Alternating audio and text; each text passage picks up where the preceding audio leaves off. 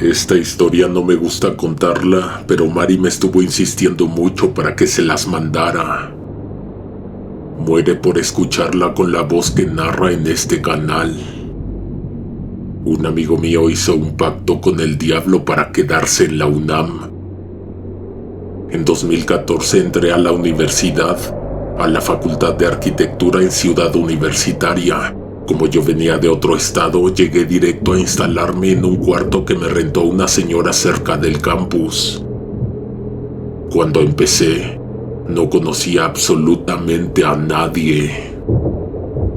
Desde el primer día se me hizo un poco raro ver que ya había grupos de amigos muy armados. Supongo que se conocían desde la preparatoria y se organizaron para aplicar las mismas opciones de carrera y de campus. Después de la segunda clase me armé de valor y le hablé a otro compañero que estaba igual que yo, apartado de los demás alumnos de nuevo ingreso. Su nombre era Christopher. A los pocos días se nos unieron otros que, como nosotros, llegaron sin conocer a nadie. Nos juntábamos en unas bancas que quedaban bajo la sombra de 2 árboles, lejos del resto de la gente. Los viernes, sin falta, terminábamos en los locales que están saliendo del Metro Copilco. Precisamente un viernes que estábamos tomando ahí por cosas que ya no recuerdo, el grupo se empezó a ir de a uno por uno y como a las 5 de la tarde nos quedamos solamente Christopher y yo. Cuando vi que ya solo quedábamos nosotros dos, le dije que compráramos la última cerveza y ya nos íbamos. Me imagino que la combinación del alcohol y el habernos quedado solos le dio la confianza para sincerarse conmigo sobre algo que de verdad lo estaba carcomiendo por dentro. Igual que yo, él había tenido que hacer el examen de admisión para entrar a la universidad. Igual que yo, él conocía perfectamente las probabilidades de quedarse. En ese entonces, para la carrera, competíamos miles de aspirantes por apenas unos 30 lugares disponibles para quienes veníamos de fuera, sin el pase directo del bachillerato de la UNAM. Quedarse en Ciudad Universitaria en la primera opción es algo estadísticamente ridículo. La competencia es brutal y el filtro está diseñado para dejar fuera a casi todos. Christopher estaba muy consciente de eso, por lo mismo se estuvo preparando desde que empezó el último año del bachillerato. Se inscribió en un curso de regularización y preparación para el examen, compró su guía y le dedicó meses enteros de fines de semana a repasar lecturas de historia, revisar apuntes de geografía y practicar problemas de física. Le estaba poniendo mucho empeño, realmente quería ese lugar en la facultad. Además, había un componente emocional muy fuerte por parte de su padre, una obligación velada que lo obligaba a no fallar. El día anterior al examen, Christopher fue a sacar unas copias a una papelería que estaba a unas cuadras de su casa. Antes que él, en la fila, había una señora mayor. Era de baja estatura y sumamente delgada, chupada de los huesos. Tenía un cigarro en la mano que ya se estaba terminando y antes de que se apagara, usó la colilla para encender uno nuevo. La mujer compró 2 cajetillas y salió de la tienda, dejando atrás una pestilencia a humo de tabaco que hizo que a todos les ardiera la garganta. Como la dueña de la tienda había visto todo el proceso de Christopher cada vez que iba a sacarle copias a la guía, le hizo plática. Se pusieron a charlar un rato. La señora le contó que tenía una nieta que también iba a presentar el examen, pero para otra carrera. Estuvieron conversando unos minutos. deseándose suerte de manera amistosa. Cuando Christopher terminó y salió de la tienda, lo primero que percibió fue el fastidioso olor del cigarro. Inmediatamente después vio a la anciana recargada contra la pared. La mujer buscó su atención en cuanto hicieron contacto visual. Le pidió que si le podía ayudar con sus bolsas. Hablaba con dificultad, interrumpiendo cada frase con una tos seca. Incluso le ofreció dinero por el favor. Al principio, Christopher le contestó que no era necesario, pero se quedó pensando cuando vio que la señora traía en la mano 2 billetes de 500 pesos. Era demasiado dinero para un mandado. Al final aceptó, se echó las bolsas a los hombros y empezaron a caminar. No recuerdo bien si me dijo que la mujer le hizo plática en el trayecto, pero mi amigo me confesó que al pasar la 6ª cuadra, empezó a considerar seriamente en sí aceptarle el dinero, porque las cosas pesaban una barbaridad, como si cargara piedras. Avanzaron unas 9 cuadras en total, hasta que llegaron a la zona de las vías del tren, por el rumbo de Eduardo Molina. Justo al llegar a las vías, la mujer se detuvo y le dijo que ahí estaba bien, que ya de ahí ella sola podía, que nomás quería que la acercara tantito. «Hijo», le dijo cuando ya se estaba yendo, «regresa». La voz ya no era la de la anciana que tenía los pulmones afectados por fumar. Él me dijo que sonaba muy diferente. «Hijo, ¿de verdad te quieres quedar en la Facultad de Arquitectura de la UNAM?» Christopher le dijo que sí, que obvio que sí. Por dentro pensó que era una pregunta muy estúpida dadas las circunstancias. Le ordenó que dijera en voz alta si de verdad estaba seguro de querer ese lugar. La mujer pronunció la frase y el muchacho la repitió casi por inercia. «Sí, quiero un lugar en la Facultad de Arquitectura en Ciudad Universitaria. Cueste lo que cueste», sentenció ella. «Cueste lo que cueste», repitió él. En ese momento la mujer se apagó el cigarro encendido directamente en la lengua y, sin hacer un solo gesto de dolor, se lo tragó. Después agachó la mirada, recogió una lata de aluminio que estaba tirada junto a las vías y la torció con una facilidad increíble hasta partirla en 2. Antes de que Christopher pudiera reaccionar, ella le tomó la mano derecha y le rajó la palma con el filo del metal. Mi amigo intentó soltarse, dar un tirón para alejarse, pero me dijo que fue imposible. Era como estar sujeto por una mano de piedra o de acero. No había forma de moverse. La sangre empezó a brotar en abundancia.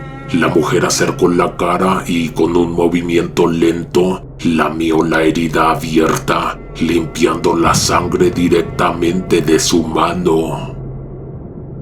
Christopher estaba completamente serio cuando me estaba contando esto. Incluso alcancé a ver cómo se le puso la piel de gallina con solo recordarlo. Me detalló que, tras lamerle la sangre, el cuerpo de la mujer sufrió una transformación espantosa. Dejó de estar encorvada. Su columna se estiró hacia arriba con un crujido hasta convertirse en una figura inusualmente alta e imponente. El rostro, que antes parecía el de una anciana frágil, se estiró perdiendo las arrugas, revelando unas facciones afiladas, rígidas y cargadas de malicia pura, inhumana. Varias noches despertó bañado en sudor. Soñaba con esos ojos, una mirada pesada, fija, que transmitía una hostilidad que provocaba dolor de cabeza. Ya no había rastro de la abuela enferma. Lo que estaba parado frente a él en las vías era un demonio. Si te vas a quedar en tu primera opción, vete a dormir, le dijo aquella voz profunda que parecía salirle de una abertura en el pecho. Christopher se dio la vuelta y caminó a toda prisa hacia su casa. Me dijo que lo primero que hizo fue lavarse la mano, echarse alcohol en la palma que le dolió hasta el alma y ponerse una venda apretada. Entre el shock de lo que había pasado en las vías y la presión misma del examen al día siguiente, esa noche fue un infierno. Calculó que apenas pudo dormir 1 hora en total, dividida en 3 incómodos intervalos de 20 minutos donde despertaba sobresaltado. Al día siguiente, durante la aplicación del examen, el cansancio y el terror lo tenían abrumado. Me contó que se sintió profundamente nervioso todo el tiempo y que, al entregar la hoja, lo hizo con una sensación de vacío terrible.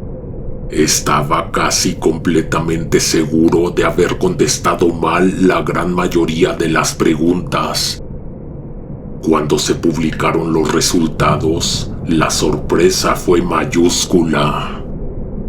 Christopher obtuvo uno de los promedios más altos de todo el proceso de selección a nivel nacional. Ese año no hubo ningún examen perfecto, pero él fue de los pocos aspirantes que alcanzaron los 119 aciertos. Su familia lógicamente organizó un festejo.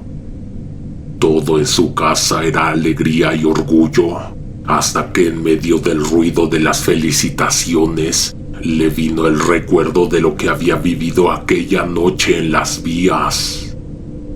Le entró la duda de si ese puntaje casi perfecto había sido el resultado de su esfuerzo y de sus meses de estudio, o si de verdad se debía al pacto que, más por compromiso que por voluntad, había terminado haciendo con el diablo o con ese demonio. Cueste lo que cueste.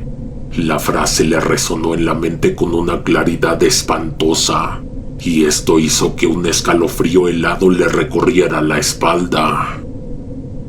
Me dijo que fue solo un instante de reflexión interna, pues de inmediato sacudió la cabeza y regresó al júbilo y a la emoción de haber asegurado su primera opción en Ciudad Universitaria. Al escuchar esto, la desesperación me ganó y empecé a bombardearlo con 1000 preguntas sin darme cuenta de que él todavía no terminaba de contarme la historia. Él me lo estaba platicando con una seriedad que nunca le había visto poner. Incluso se notaba visiblemente afectado por el recuerdo, pero es que lo que me estaba diciendo era simplemente increíble. Entonces, si era el diablo, ¿qué te pidió a cambio? Insistí. Para allá voy, me interrumpió Christopher, al mismo tiempo que le hacía una seña al mesero para que nos destapara otra cerveza y nos cambiara los vasos. A mí no me pidió nada, continuó, pero ya la estoy empezando a ver por todas partes, a la señora del cigarro.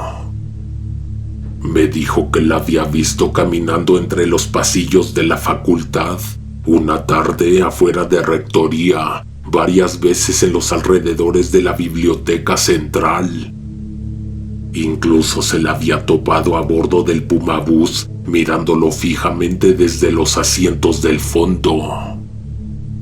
¿No será que te lo estás imaginando por el estrés?, le sugerí, buscando una explicación lógica para romper la tensión que se había apoderado de la mesa. Puede ser, contestó él, con la mirada perdida en el vaso de cerveza. Pero no le vayas a contar esto a nadie. ¿A nadie, me lo juras? Le aseguré que no abriría la boca. Pagamos la cuenta y caminamos hacia la estación del metro Copilco para irnos cada quien a su casa. Ninguno de los dos habló en el trayecto a la estación. Bajamos al andén y nos pusimos a esperar el tren en silencio, con la pesadez que te deja una plática así de densa, que te deja sin saber qué decir al respecto.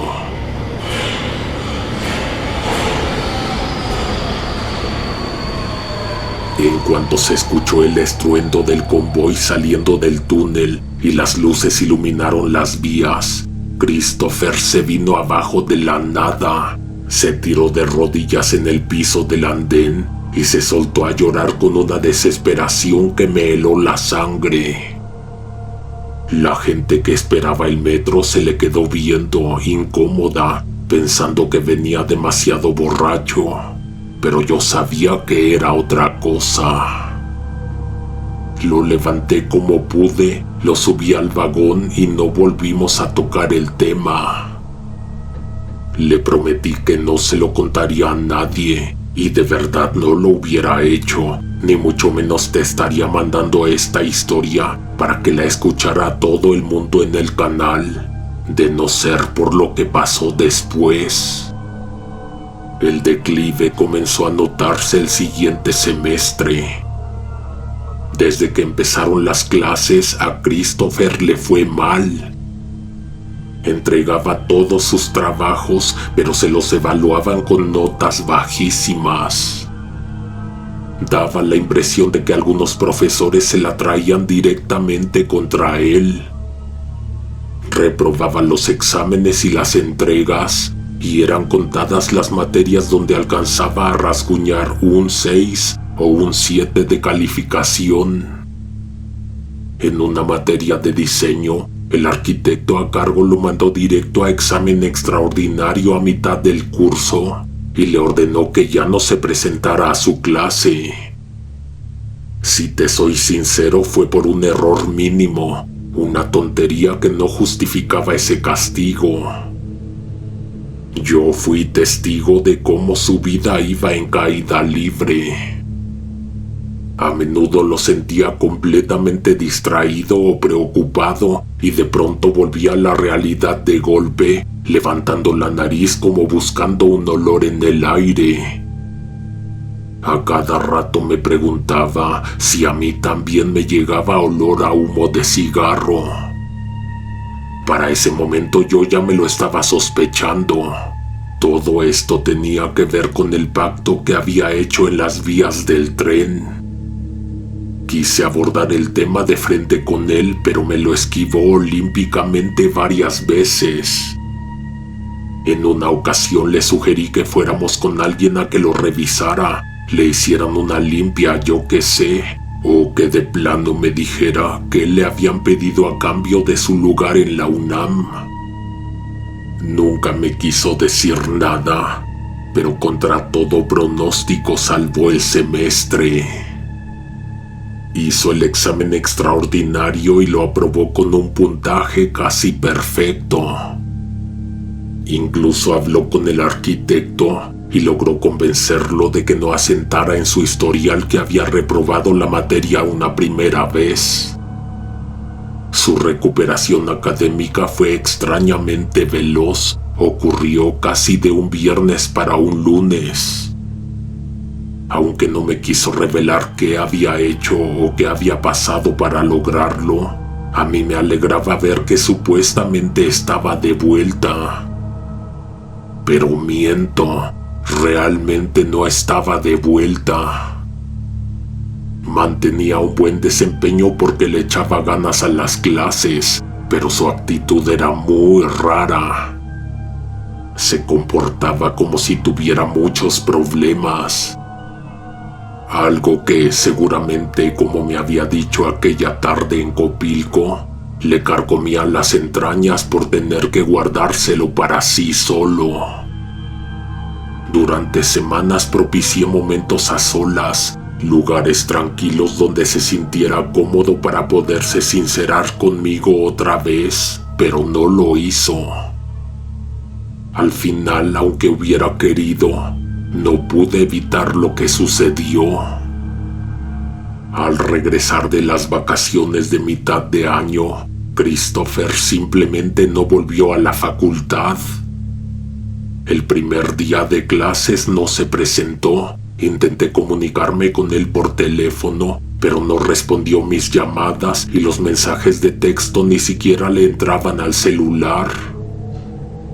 A los pocos días, revisando mi bandeja de entrada, encontré un correo electrónico que venía de su dirección.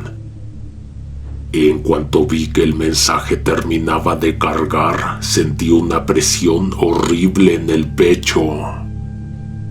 El asunto del correo decía: "Ya me fui".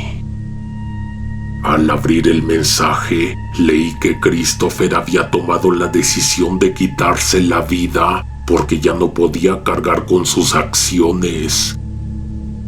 Me confesó que efectivamente la entidad con la que había hecho el pacto regresó a cobrarse el favor. Esas veces en que a él le llegaba el olor a humo de cigarro, era esa mujer acechándolo, exigiéndole que se vieran de nuevo en las vías del tren para acordar la forma de pago. Cuando él por fin tuvo el valor de presentarse a la cita, la mujer, con el cigarro encendido en la mano, le dio la condición para regresar todo a la normalidad. Tenía que entregarle la vida de otra persona. Le dio especificaciones muy claras. Debía ser un joven de entre 19 y 23, es decir, cualquiera de nosotros en la facultad. Christopher confesó en esa nota póstuma que sí lo había hecho. Detalló que empujó a alguien a las vías del metro y dio datos muy específicos: la estación, el día, la hora y la descripción física de la víctima. El texto terminaba como una despedida. Ponía que en los días posteriores al crimen, el diablo había dejado de aparecérsele, pero que ahora lo que no lo dejaba vivir era la culpa y el miedo por lo que había provocado. Haber arrojado a una persona inocente a las vías para salvar su propia carrera. La última línea del mensaje decía que su familia ya estaba enterada de todo, que para el momento en que yo estuviera leyendo estas palabras, ellos seguramente estarían abriendo un correo idéntico que él les había dejado programado. Hubo un detalle final en ese correo que todavía no me deja dormir por las noches. Al final del texto, Christopher dejó una última línea dedicada exclusivamente a mí. Escribió que el día en que me confesó todo en Copilco, mientras regresábamos a casa, a él ya le habían dado la orden de entregar una vida. Me confesó que estuvimos parados junto a la orilla del andén y que cuando vio venir el tren a toda velocidad, estuvo a un segundo de empujarme a mí hacia las vías para saldar su deuda, pero que al final se acobardó, se tiró al piso y prefirió buscar a un desconocido semanas después.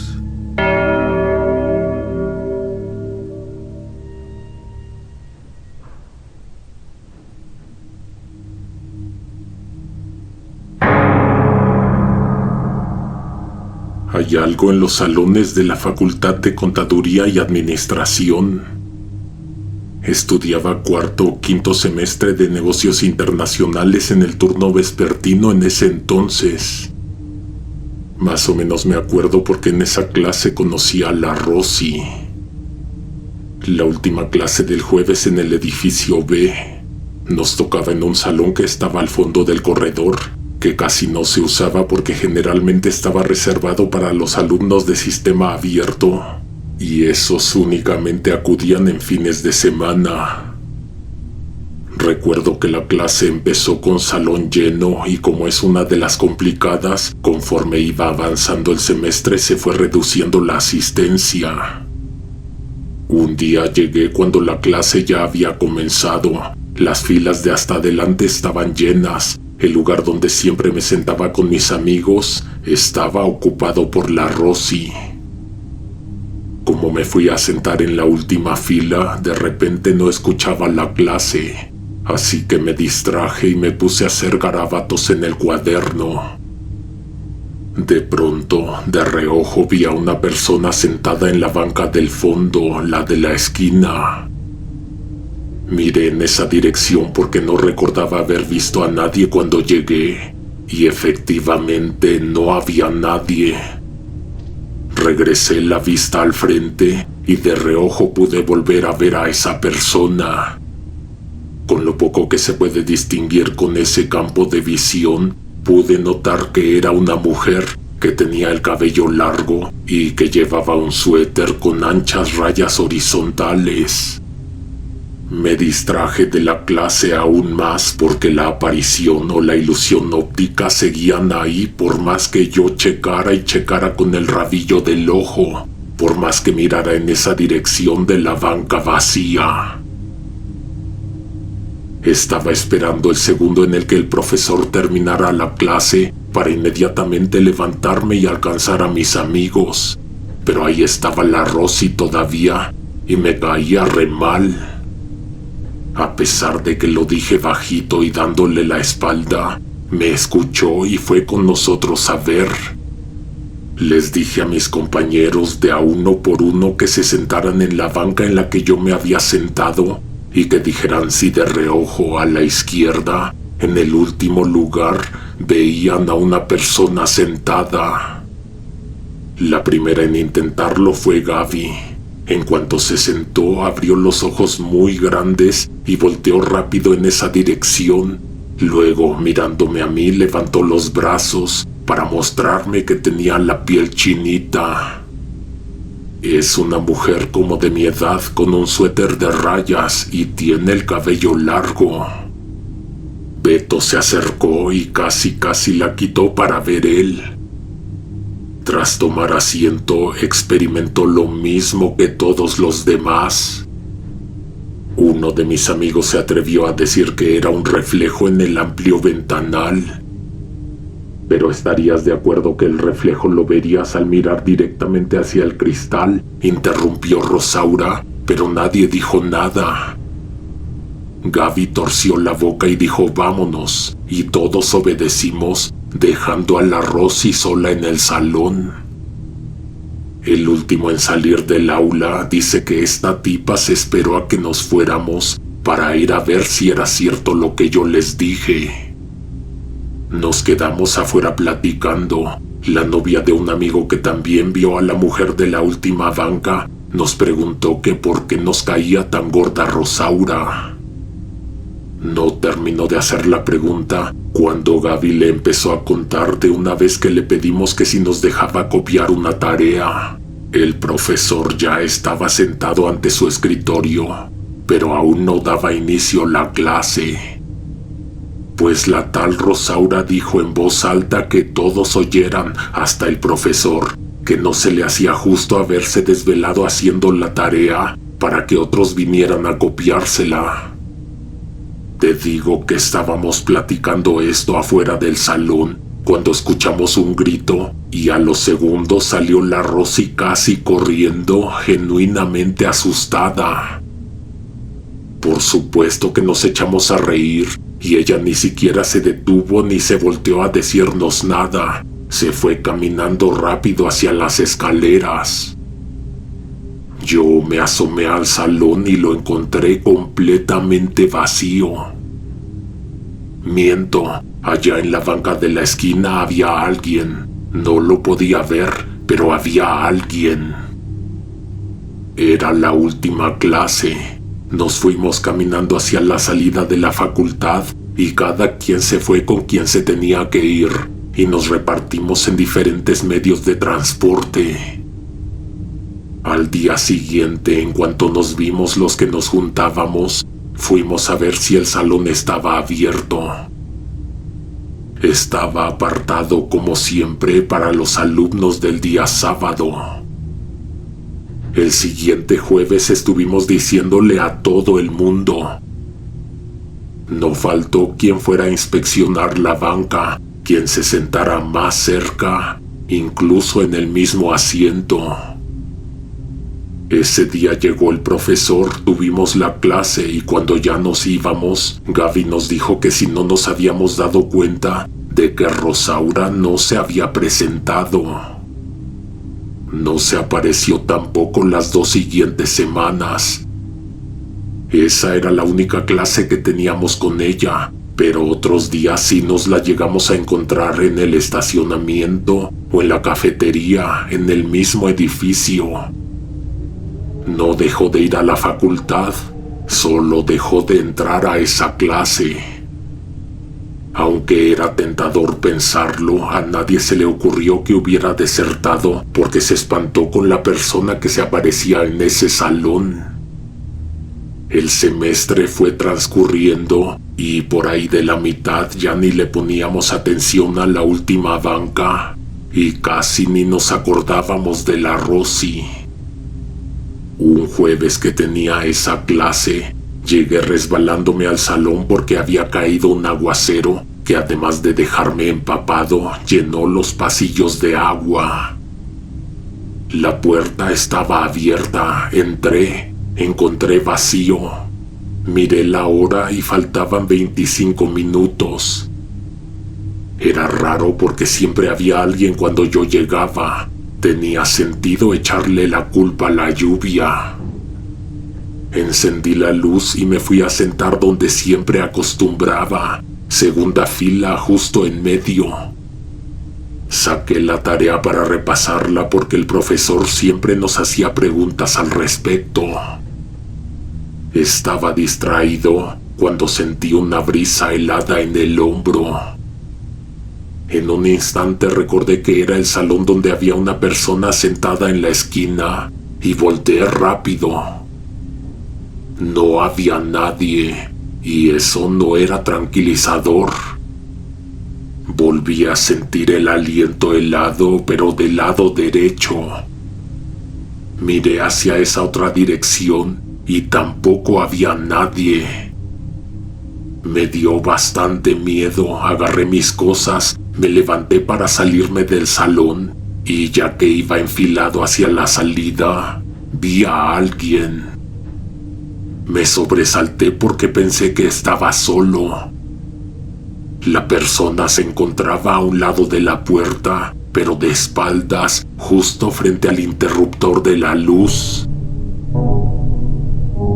De por sí iba espantado, pero cuando le puse más atención, sentí sudor frío en la frente y en la espalda y quise correr y gritar al mismo tiempo.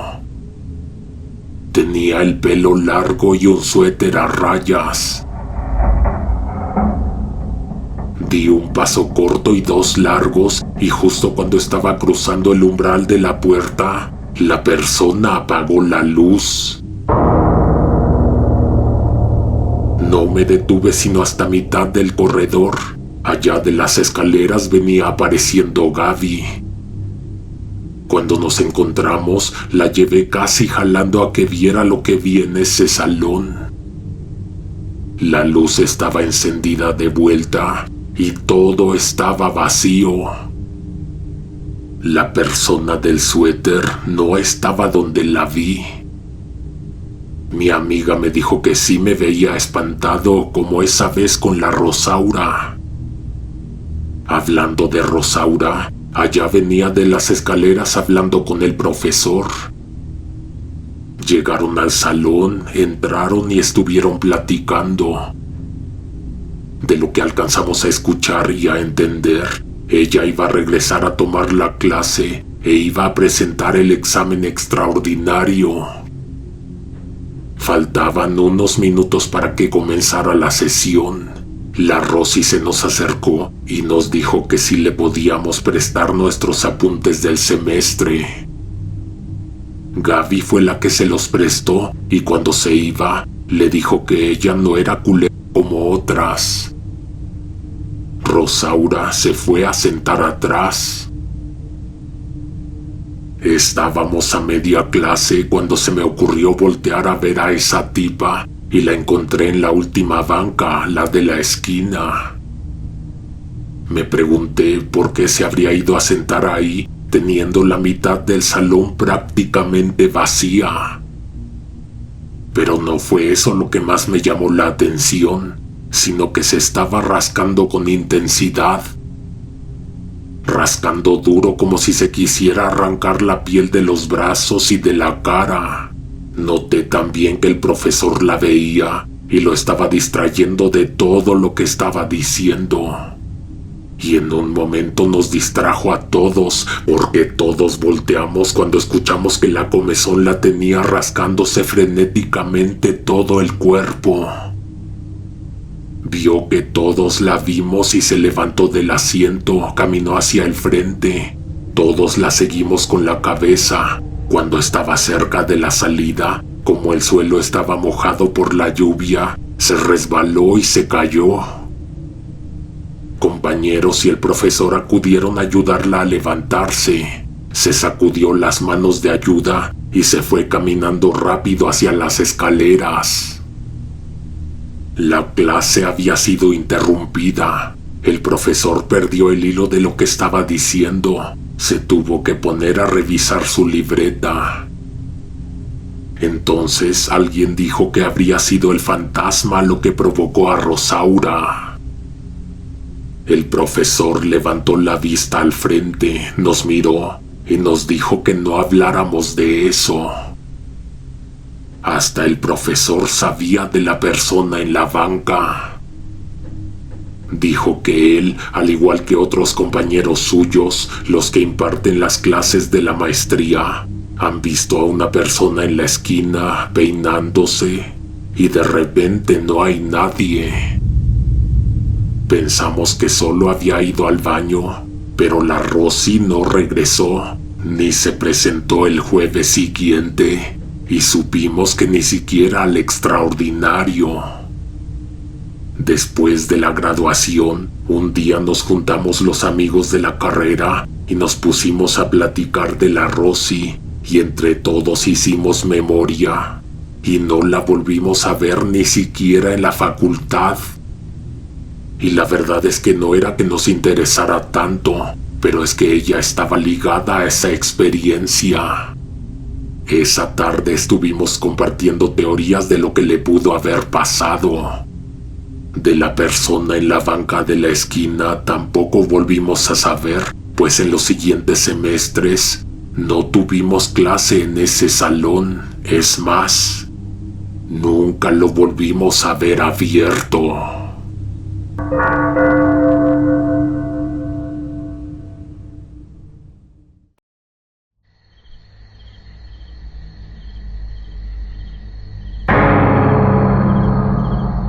Conocer a Griselda en la universidad moldeó mis días de estudiante. Estuve enamorado de ella muchísimo tiempo antes de que me atreviera a pedirle salir conmigo. Hacíamos cosas que yo nunca antes había experimentado. Era ella una persona aventurera y transgresora. Cuestionaba cada regla y cada figura de autoridad.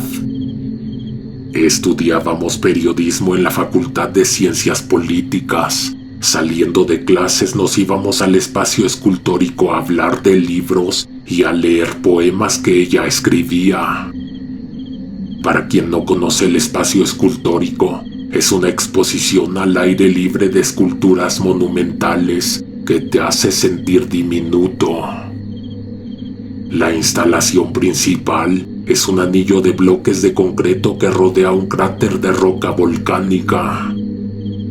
Si lo ves desde arriba, parece una boca abierta, 64 prismas gigantes apuntando al cielo. La escala de ese sitio es absurda. A pesar de estar dentro del campus de Ciudad Universitaria, realmente te encuentras en medio de una reserva ecológica que parece infinita y te aísla perfectamente y por completo de las facultades. Aunque la avenida pasa muy cerca, la densidad de la piedra y toda esa vegetación se tragan el ruido de los coches de una forma rarísima, dejando el extenso jardín en un silencio total. Desde lo alto de estas piedras se pueden ver otras esculturas que puedes visitar si caminas por los senderos de piedra que se hunden entre la maleza densa. Las demás piezas de la exhibición son de metal y de colores vibrantes, ocultas entre el paisaje rocoso, haciendo que el espacio se sienta todavía más inmenso y más vacío.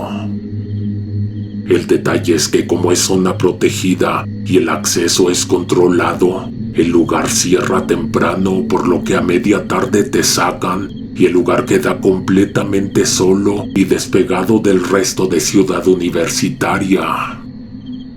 Ese día fuimos al círculo, al cráter, y estábamos en la parte más alta de uno de los monolitos. Gris había traído unos binoculares, una libreta pequeña y un estuche con lápices de diferente dureza. Ella estaba dibujando las aves que veía con el aparato y yo la veía a ella embelesado. Le sonó una alarma en un curioso reloj de corazón que llevaba a la muñeca. Faltaban 20 minutos para las 4. En cualquier momento empezarían a pasar los de seguridad. Sonaban sus silbatos a la vez en que pasaban recorriendo el circuito de esculturas, buscando que nadie permaneciera en las instalaciones después de la hora de cierre. Griselda conocía un lugar donde podíamos escondernos en lo que pasaban los guardias. Fue un momento extraño y divertido porque estábamos escondidos a plena vista. El personal de seguridad nos pasó enfrente 2 veces y no nos vio. En pocos minutos se hizo silencio de voces, pasos, ruidos humanos y quedaron el trinar de unas cuantas aves, el viento que sacudía los árboles jóvenes y el martillante zumbido de la ciudad a lo lejos. Estaba a punto de dar un salto de la rama de un árbol en donde estábamos sentados, pero Griselda detuvo mis intenciones. Una persona pasó frente a nosotros. No era de seguridad, ni era otro estudiante que se había escabullido para quedarse otro rato en el parque. Parecía docente, administrativo seguramente. Guardamos silencio y tampoco nos vio. Ella se fue siguiéndolo con los binoculares hasta que lo vio desaparecer entre la vegetación. Entonces dimos un salto a la tierra y de la mano me llevó jalándome en esa dirección. Dijo que vio otra cosa, pero no me dijo qué. Íbamos caminando despreocupados hasta que escuchamos ruidos a nuestras espaldas y entonces nos volvimos a esconder. Venían 3 personas. No nos vieron porque no venían buscando gente entre los árboles. Iban para un sitio, todos iban para el mismo sitio. Otros 2 que se quedaron atrás acompañaban a un tercero que venía cargando una caja de cartón con agujeros, presumiblemente un animal vivo. No te voy a decir que tenía toda la pinta de ser un brujo, pero eso me pareció a mí en ese momento, y eso le pareció a Griselda también. Eso la alentó aún más a seguir a estas personas para ver a dónde iban.